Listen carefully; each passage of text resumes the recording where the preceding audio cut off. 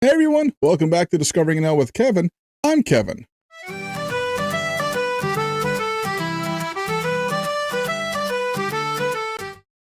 Well, hey, if you watched my last video, you'll know that I was talking a little bit about the upcoming Bathurst 1000. I was reviewing some older clips of some of the highlights of unexpected moments and things like that. And it was exciting. And it got me so in the mood for Bathurst. And it was my first time ever watching it. I did watch it live. I started to watch it live. I should be completely honest and transparent with you. I kind of fell asleep a little bit. I was chatting with my folks over in the Discord, which, by the way, if you haven't joined yet, please join the Discord. And we were talking a bit as the race was starting and going on, and it was great, and fun. And then it started at like 10 o'clock my time and at nighttime, 10 p.m. So understandably, I think you understand, I fell asleep after a little while. I got a little bit tired. It was a little late. It is not a short race. I mean, it's a 6-hour friggin' race. But I did have it recording. So I did when I woke up, before I jumped back on the Discord, before I jumped online, I went back and watched the race more and just kind of engaged with my Discord a little bit, without looking at what anybody had to say. Just to let them know, hey guys, sorry I fell asleep, but I'm watching it now. And I focused and I watched, and man, I tell you, the whole race, it was, what was insane for me, and some people had commented in my last video, sorry it was a boring race, and so, no, it wasn't at all. Sure, there wasn't a whole lot of excitement in terms of crashes and wipeouts and controversy and all that, but what excited me was the perfection at which these drivers kept that level of perfection to go from a very early lead and maintain that lead all the way through to the finish. And of course, to understand racing is to know just how insane that is. And that was awesome. I was super excited. Well, today I want to do things a little bit differently. Not only different from what we've been doing with Australia, but different from Australia altogether. That's right. I've been talking about wanting to react to New Zealand for quite some time. And this week, I actually met a lady from New Zealand here in Cornerbrook, Newfoundland and Labrador. And it reignited my desire. So I reached out to my Discord and said, hey guys, I really need to react to a video from New Zealand. What have you got? And they sent me this one. It's a 22-minute long video. So I'm really not going to be pausing it much. I think we're just going to go through the whole thing together and watch it together, and I'll add commentary as we watch it. Because I don't want this video to be too long. I mean, I'm already 3 minutes in, so yeah. So we're going to watch that together. We're going to react to that together. I can't wait. It's going to be a lot of fun. Please, always like the video. If you do, hit the like button. Subscribe if you'd like to the channel, and hit the notification bell to make sure you didn't miss it on any future content. In the meantime, let's head over and take a look at this video here. New Zealand, geography, economy, and culture. All right, here we go.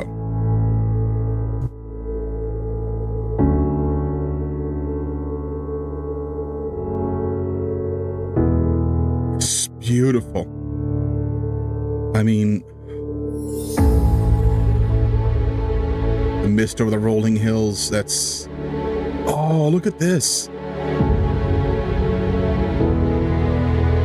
Gorgeous greenery. Oh, wow. I'm not going to pause it. I'm just going to... That looked like the Torgat Mountains in Labrador, by the way. You got to check those out. Look at this.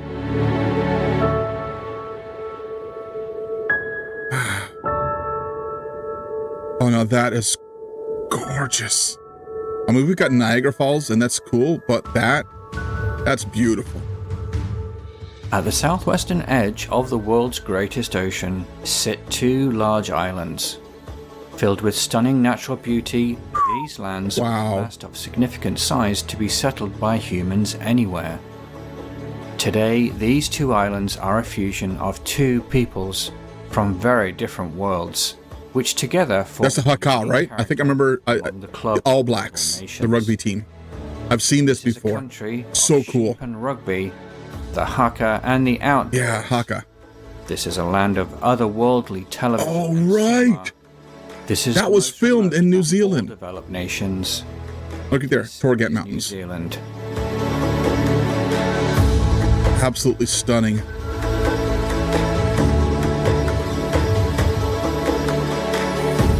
Oh, you didn't light up Newfoundland. No. Oh, there we go. All right. Fine, we're last.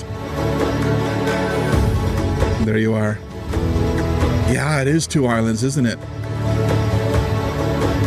Wow. Part 2, New Zealand today.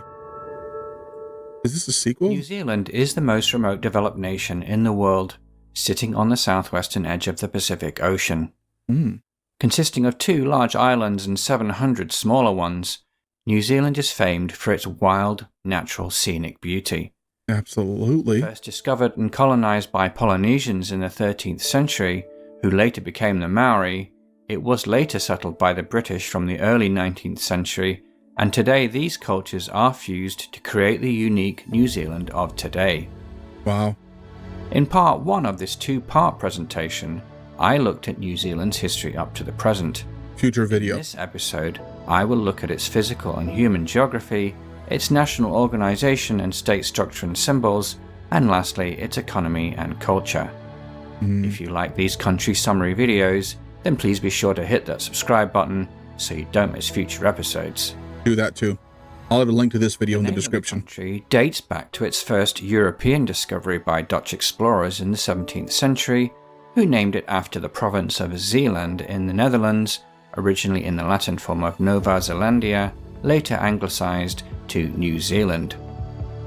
The Maori call these islands Aotearoa, which means the land of the long white cloud, and refers to a myth of the wife of Kupe, the Polynesian explorer who discovered the islands, supposedly seeing a type of long white cloud near the horizon that would indicate to the expert Polynesian navigators that land was beneath them.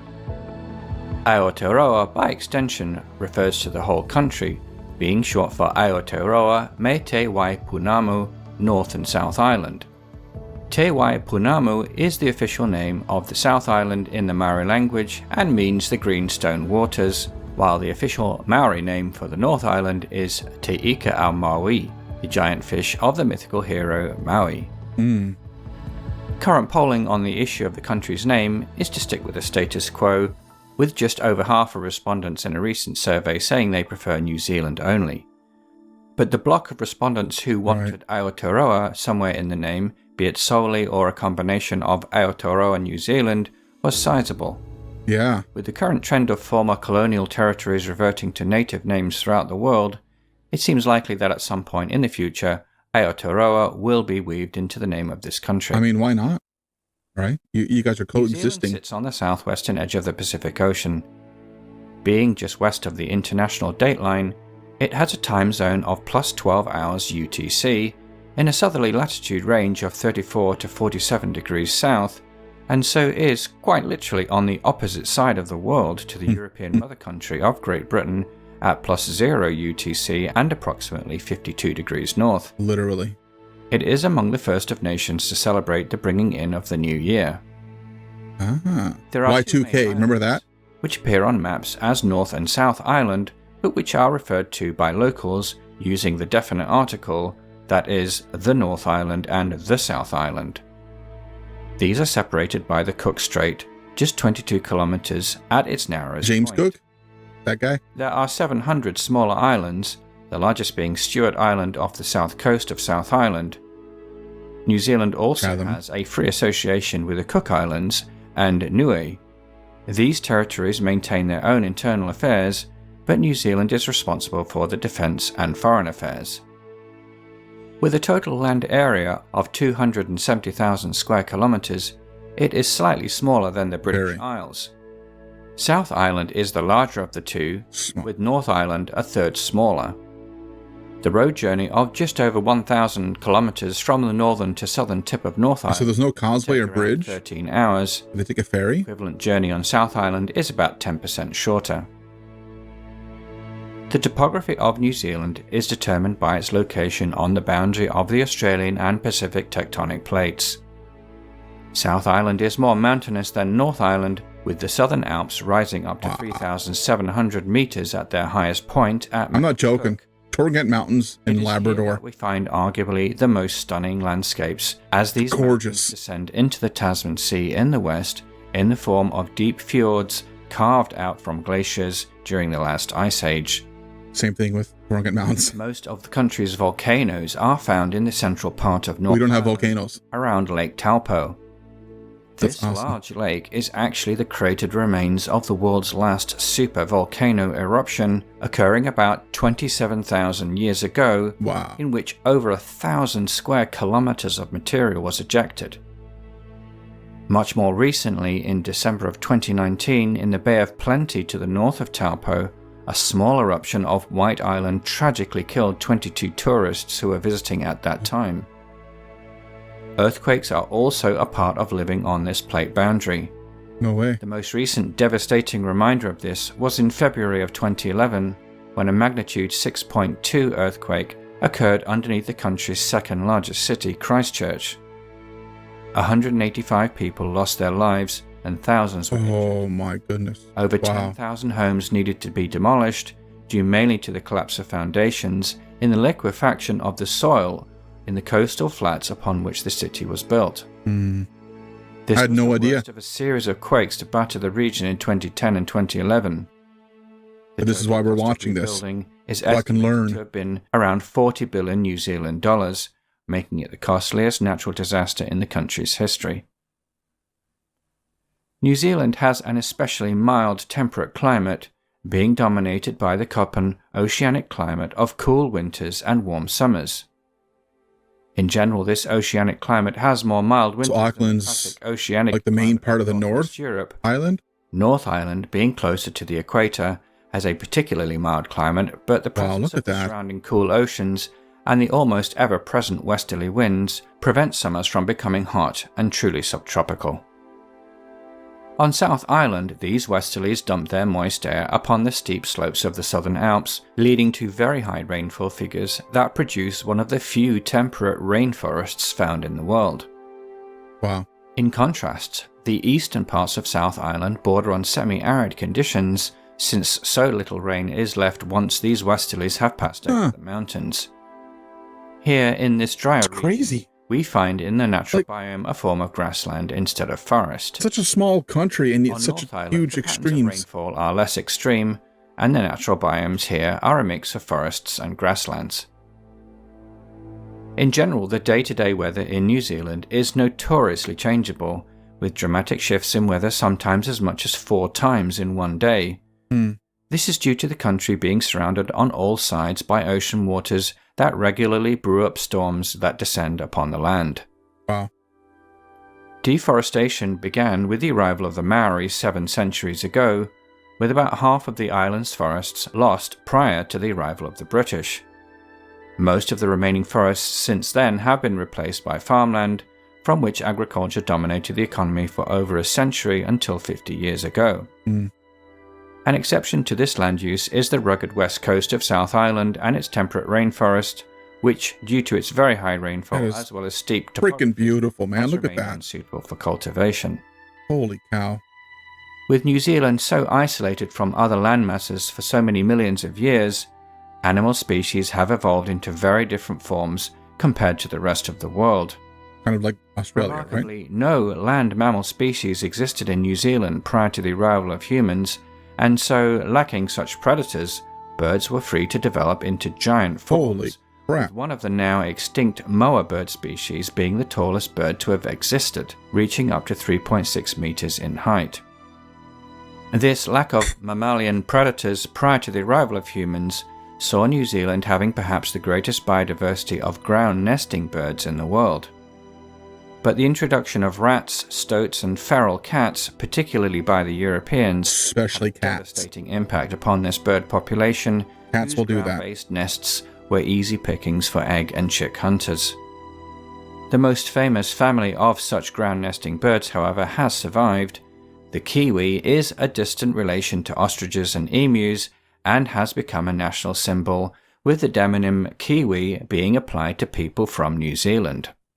Which I've heard many a time. Kiwis, of the human form, currently total just over 5 million, making That's New a Zealand lot. the 121st most populous nation in the world. That's a lot for that size. With a relatively small population over a sizable land area, New Zealand's population is less than 10% of Britain's, but of a similar size in area, it is one of the least densely populated countries in the world.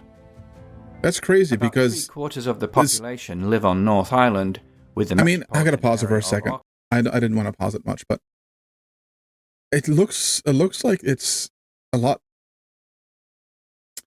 Maybe I gotta go back and look at the size again, and I'm only comparing it to Newfoundland, I guess.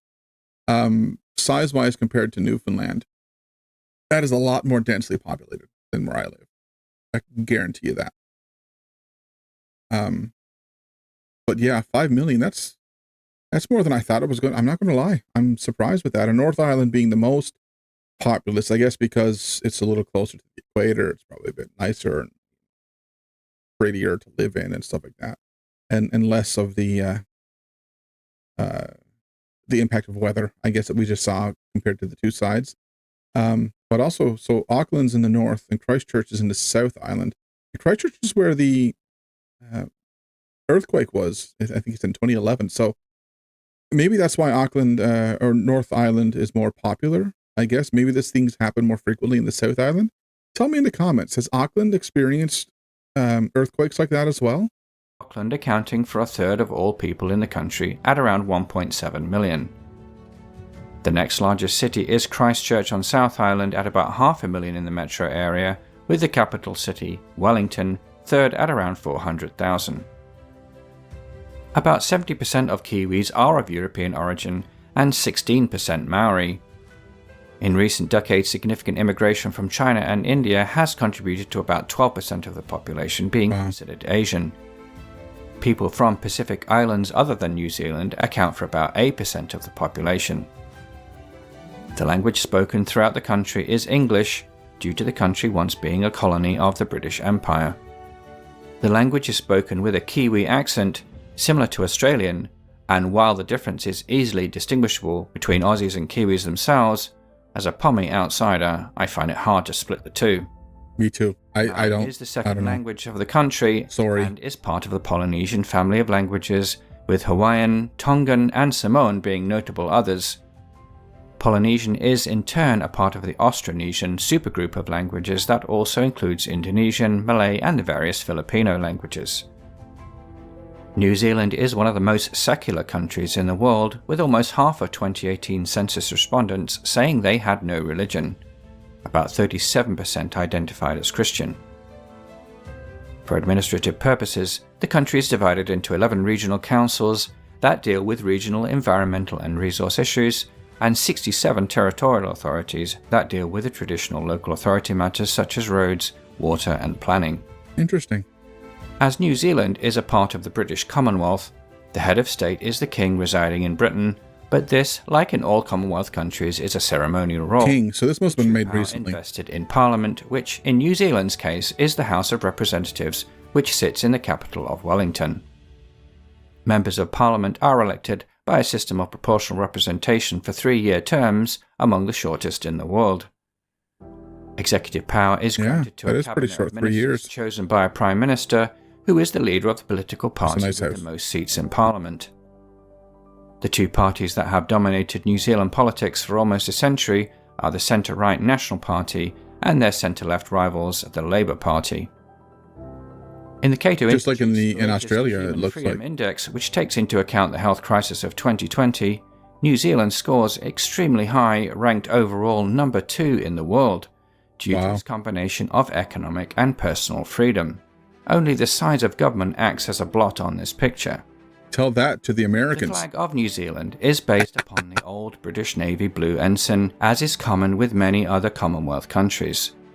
In New Zealand's case, the ensign is augmented with the 4 brightest stars of the Southern Cross constellation, visible throughout the year at these southerly latitudes. The Southern Cross constellation is part of Australia's flag as well. It has been in official use as the national flag since 1902. The flag has great similarity with that of Australia's, but with the stars being red instead of white, and missing the 5th star of the Southern Cross and the large Commonwealth star bottom left.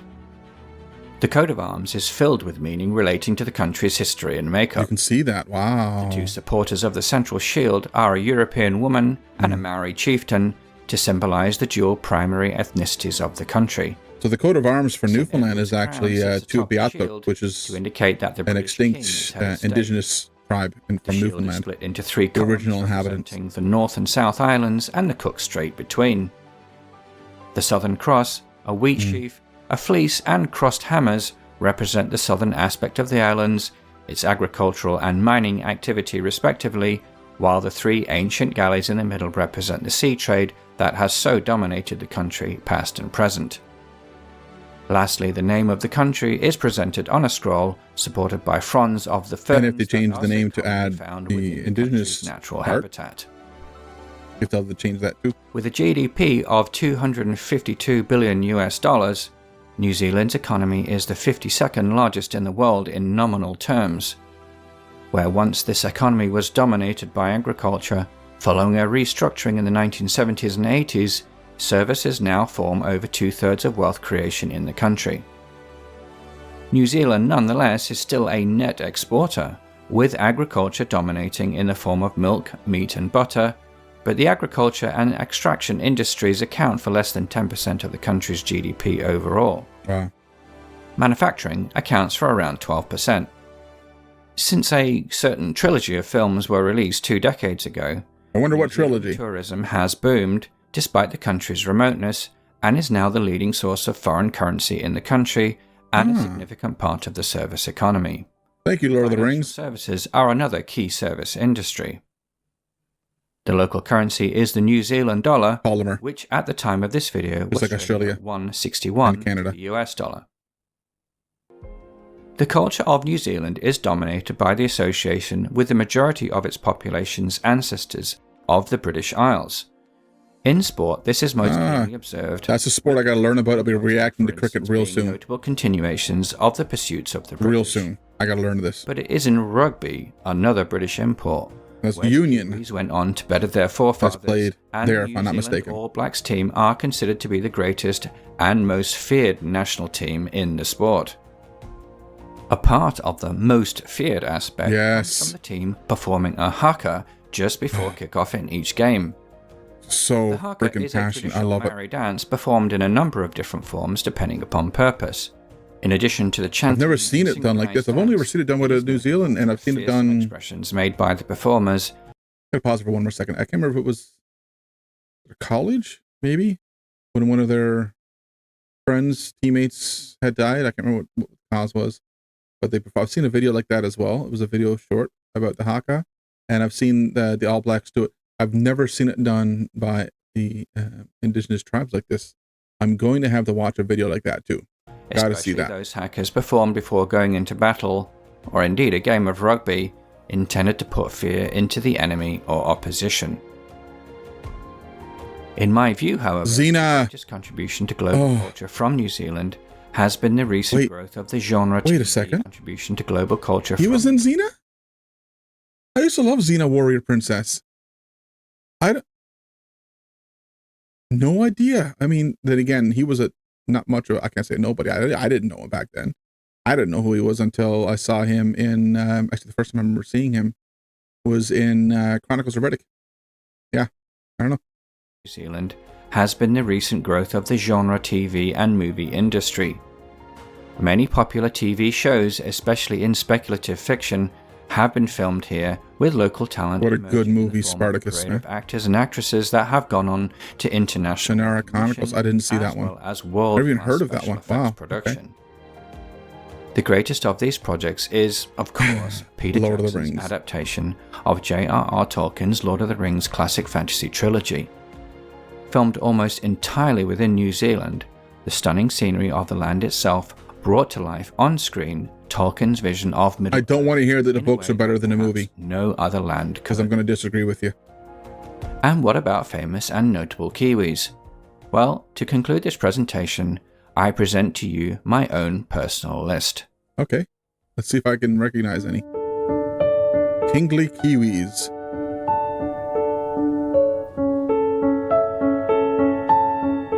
So far, I know none of them. Rugby union players, though. Yeah. Oh, gee whiz. I don't know them either. Dang, now I gotta react to New Zealand music. Newfoundlander. Man, I don't know who you are. I'm sorry.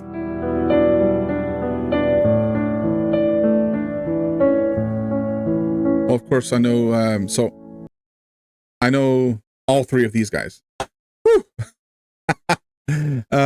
Anthony Starr's from New Zealand. Wow, he's such a douchebag in The Boys. His character. Is it Tamora Morrison? So they got it as a Star Wars universe, of course. You know, more recently, but he was also the voice of Moana's father, I think, as well. Moana, the Disney movie, which Polynesian Islands makes sense that he was in a few other things too. I know him as well.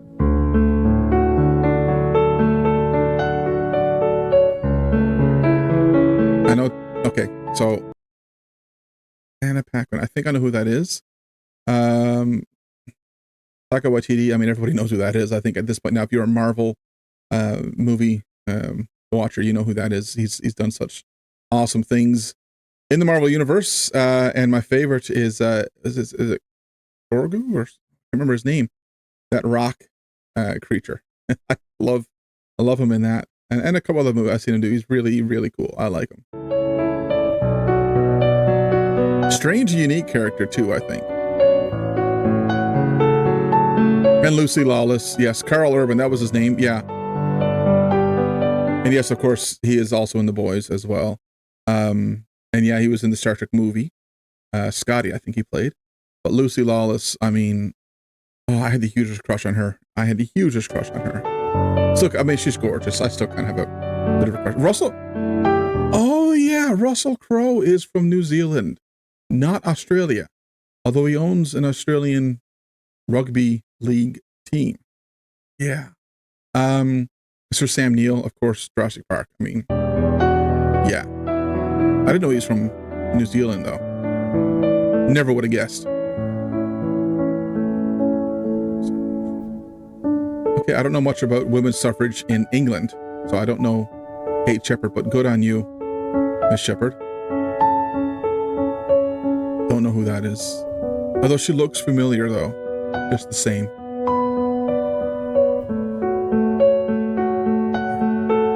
Oh, okay. Well, I know his work, obviously. I just don't know him.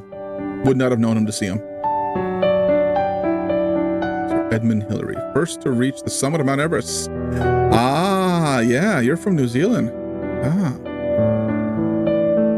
I have a friend of mine who actually climbed Mount Everest as well. Told me all about it. Insane.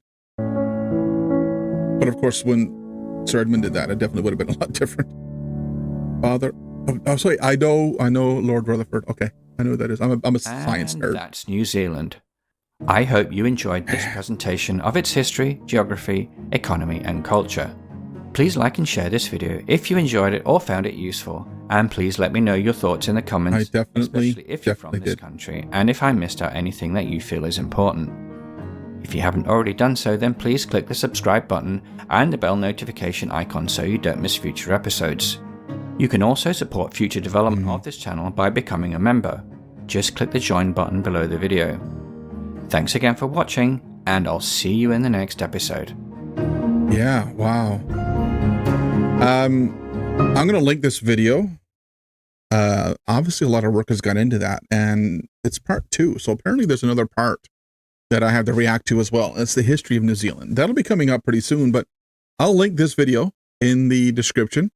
Do go over there, do give it a watch, and do certainly, subscribe to his channel as well, because it looks like a lot of work is going to. So Geodiode, I think it's Geodiode, is the name of his channel, and yeah, that's great. I'll definitely be looking for the part 1 of that one there, and getting into the history of New Zealand. So stay tuned for that. Folks, thank you all for joining me on this. Don't forget, I do offer free virtual tours at worldvirtualtours.online/Kevin. Got a great Halloween one coming up soon. This is coming out in October, before Halloween. So yeah, by the time you watch this, Halloween, I'll be doing a webinar actually talking about fall in Western Newfoundland, how we celebrate fall and the season, the things that we do, and leading up to Halloween and what we do here for Halloween. It may be the same, it may be different than what you do wherever you're from. So if you're interested in learning more about that, check out worldvirtualtours.online/Kevin.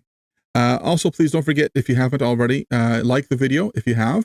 If you like the video, enjoyed it, subscribe to the channel as well to see more content like this, and also hit the notification bell so you don't miss out on any of my future videos. I enjoyed that. I'm not going to lie. That was great. I can't wait to dive into more New Zealand and cricket. I got to learn about cricket. You know, the season's starting soon, so it's an absolute must for me. And it's going to be weird seeing a different sport played in those oval arenas that I've become accustomed to thanks to the AFL. So I'll be looking forward to doing that. Just like Geodiode mentioned as well, Geodiode, you too can support my channel by clicking that join button down below and becoming a member of my channel, which gives you some great perks, especially over on the Discord. If you check out the Discord and you're a member, you get some great perks over there as well, including a lot of the one-on-one time with me, you know, some specific time for that, and you know, some great conversation. I look forward to meeting people over there. The Discord is an awesome place to be if you want to learn more about me and my channel and what I'm here to do, and you know, converse with other like-minded Aussies. A lot of it is Aussies. You can head over there to the Discord as well and join me. I got a lot of great things in the works. I recorded a video last week with a guy, and we're going to be working on it together. It's going to be a collaborative video. I cannot wait to bring that to you. I'm excited for it. It's going to be great. I'm stoked, super excited. And hey, I got a new hoodie. A friend of mine gave me a new hoodie today. It's got a nice little moose on it. I thought I'd wear it for this video. So there you have it. Thanks again, everyone.